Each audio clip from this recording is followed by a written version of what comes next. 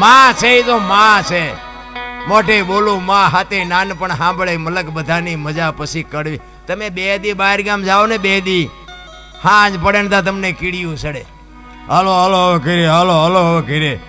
આ દીકરીઓ 18 વર્ષ સુધી બાપના ઘરે રહી હોય અને બાપ લગ્ન કરે ને હરફ કાંચડી ઉતારીને વિયોજાની વહી જાય. કોઈ દી નો કીધું કે મને આ ગમતું નથી, મારા બાપાની વ્યૂ જવું. સમર્પણ એને કહેવાય. અહીંયા કદાચ તમે અહીંયા 500,000 રૂપિયા ઉડાડી દો તેને સમર્પણ ન કહેવાય. સમર્પણ તો બાપુ દીકરીઓએ જે કર્યું છે ને, મમતાના મહાસાગર છે, માયું છે. એ તો ઠીક છે અત્યારે ફેશને દી ઉઠાડ્યો છે, બહુ લાંબુ કંઈ કીધા જેવું નથી. પણ હું તો બેનો દીકરીઓને ખાસ કહું, ફેશન કરો, વાપરો. તમને તમારા પૈસા હોય, ભગવાને આપ્યો હોય, ખાઈ પીને આનંદ કરો.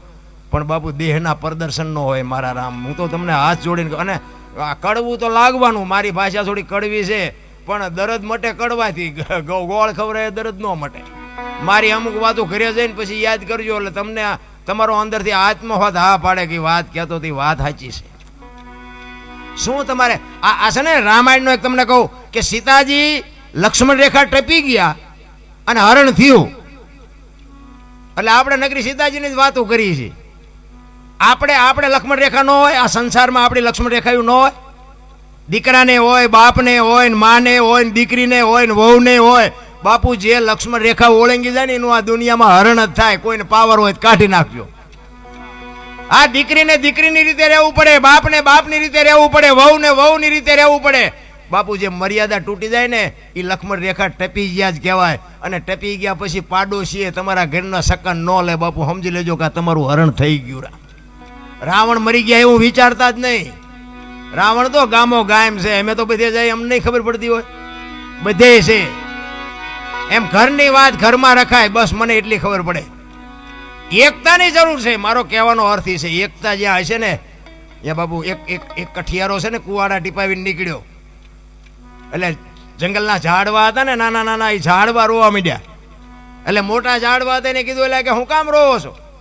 એ કે પેલો કઠિયારો કુવાડા ટીપાવી ગયો ને કે વહેલો મોડો આપણને કાપી નાખશે. તેથી વૃદ્ધ ઝાડવાએ બહુ સરસ જવાબ આપ્યો હતો ભાઈ. એ કે કઠિયારાની એ તાકાત નથી ને કુવાડાની એ તાકાત નથી, પણ માલપા હાથા આપણા હશે. જોજો હાથા ન થાવ તો કોઈ નહીં કાપી શકે. એમ કવાડામાં બાપુ હાથા લાકડાના હોય. નકરા કવાડા ગમે એમ મહેનત કરો તો ન કપાય. એમાં આપણા કુટુંબમાં જેથી વિખવાદ જાગે ને તેથી અંદર ઉતરીને જોજો એકાદો હાથો આપણો હોય. નકર જો એકતા હોય તો કોઈની તાકાત નથી, કોઈ કુટુંબ સામું જોઈ શકે. પછી સમાજ કોઈ બી હોય, કોઈ બી સમાજ બાપુ એકતા હોય ને એની જ મજા છે.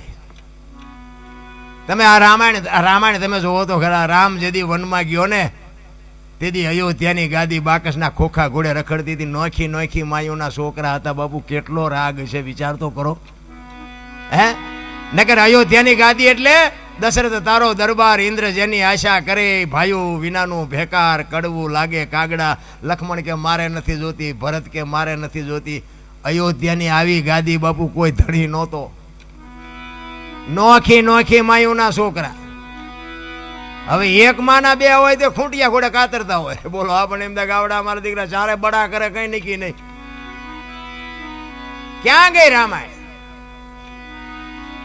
અને આ મહાભારત તમે જો, કૃષ્ણ પરમાત્માએ અર્જુનને માફ કરજો દુર્યોધનને કીધું કે હસ્તિનાપુરની ગાદી તમે લઈ લ્યો, પણ આ 5 ભાઈ છે, આમને ખાવું શું? 5 ગામ તો દો. એ કે હોના ના કઈ અણી જેટલું નથી દેવું. એ કે બાજવું પડશે, કે બાજવું છે પણ દેવું નથી. આ બધા બાજા આપણે જોઈ છે ને, આપણે તો એ હતા બાજા તેથી આપણે નહોતા, પણ આપણે આ ઇતિહાસ જોઈ વાંચી એટલે આપણને ખબર પડે કે આટલા દી આવડા બાજા ને આટલા મરાણા ને આટલું આ કર્યું. હવે તમે જો એ બાજાને જે કર્યું હોય, કૃષ્ણ જેના ભેગો હતો એ જીત્યા, હસ્તિનાપુરની ગાદી મળી ગઈ. પણ હવાજ કેવો લાગ્યો એ મને કહો. પછી પાંડવોને એમ થયું કરે આ કાકા ને બાપા ને ભાઈઓ ને આ બધાને મારીને હવે આ ગાદી આપણે ભોગવવાની. એ કે હાલો હવે એમાળે હાડ ગાળવા. ઝઘડામાં બાપુ આ જ થાય. મારો તોય ફાયદો નથી અને માર ખાવ તોય ફાયદો નથી. અને રામાયણ એમ કહે છે કે જેને જોઈ એને લઈ જાઓ. બાપુ રામાયણમાં કોઈ દી કંઈ ખૂટ્યું નહીં અને મહાભારતમાં કાંઈ વધ્યું નહીં. કારણ કે હું અત્યારે આ રામાયણની વાતો કરું, બાકી હું મહાભારતનો પેસેન્જર હતો, તમને કહી દઉં. હું કારણ કે મેં 20-22 વર્ષ ખટારો હાંક્યો. આ તમારા મોરબીના નરિયા બહુ હાર્યા મેં. અને હિન્દુસ્તાનના બાપુ ચારે શેડા હું ફરીને બેઠો છું. પણ ખટારાનો ડ્રાઈવર એટલે ઓગણીમી કોમ કહેવાય ને. પણ મારો દેહ નથી વટલાયો. એકા તમને સ્ટેજ ઉપર તમને કહું, કોઈ એમ કહેતું કે દરબારે દારૂ પીધો તો પરમાટી ખાધી તેથી 5 લાખની શરત મારીને આવજો મારી પાસે. એમ બાપુ જીવનનો સિદ્ધાંત હોવો જોઈએ. ધંધો કોઈ બી કરો, બાકી મારું કુળ કયું, મારું ખાનદાન કયું, મારા મા બાપ કોણ, આનો પાવર ન હોય ને તો મરી જવાય. ખટારાનો ડ્રાઈવર બાપુ કોઈ પાણી ન પાય, પણ કાંઈક મારી કમાણી છે. અને એ વખતના જે મારા ઇતિહાસ છે ને એ જેસલના હારા.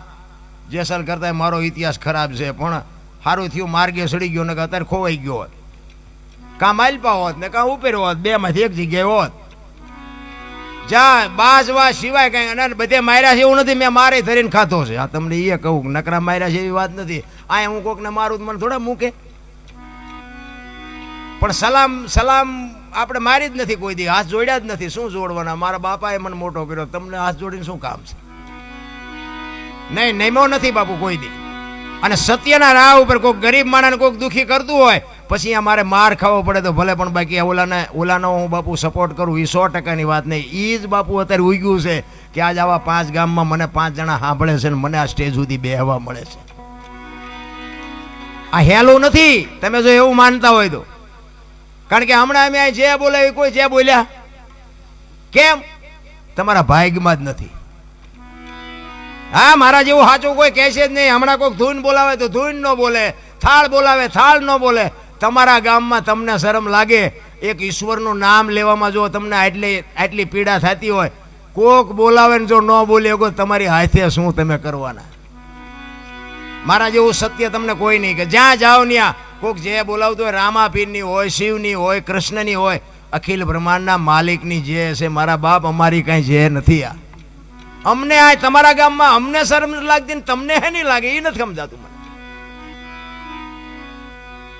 અને જે છે ને એ પાયો છે બાપુ. તમે આમ આટલા જણા આમ ઉમળકાથી બોલ્યા હોય ને તો અમારી કહું તૂટે, ના ના ડાયરો ભૂખ્યો છે, અમે કંઈક પીરસી દઈ.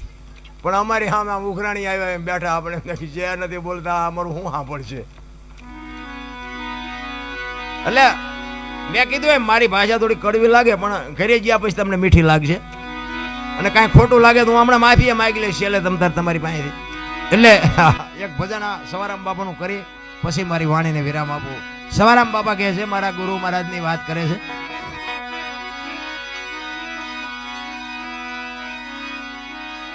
અમર નગર માં આત્મ દેખા ન તેથી ભૂલી ગઈ તી હું દેહનો ભાન. એ જેવું નિર્ભેના તો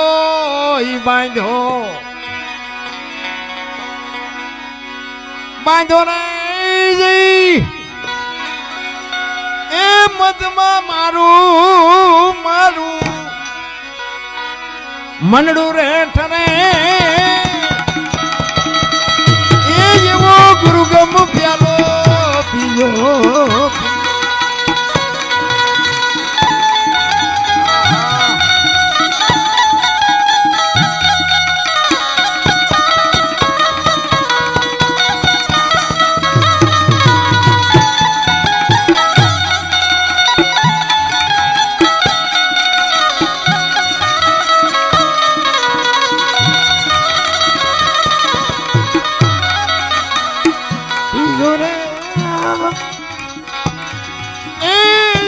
પદ પામી હું તો